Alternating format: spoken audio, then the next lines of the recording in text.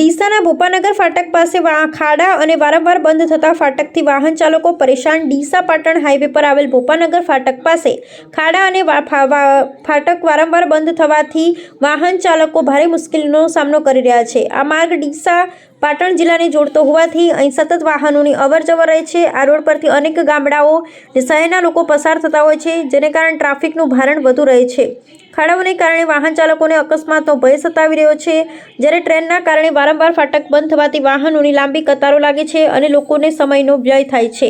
આ વિસ્તારના સ્થાનિક લોકો અને વાહન ચાલકો દ્વારા આ સમસ્યાનું તાત્કાલિક નિરાકરણ લાવવાની માંગ કરવામાં આવી છે। તેમની રજૂઆત છે કે ખાડાઓને તાત્કાલિક સમારકામ કરવામાં આવે અને ફાટક પાસે ટ્રાફિકનું યોગ્ય સંચાલન થાય। તંત્ર દ્વારા આ બાબતે સત્વરે ધ્યાન આપી લોકોને પડતી મુશ્કેલીઓ દૂર કરવામાં આવે તેવી અપેક્ષા છે।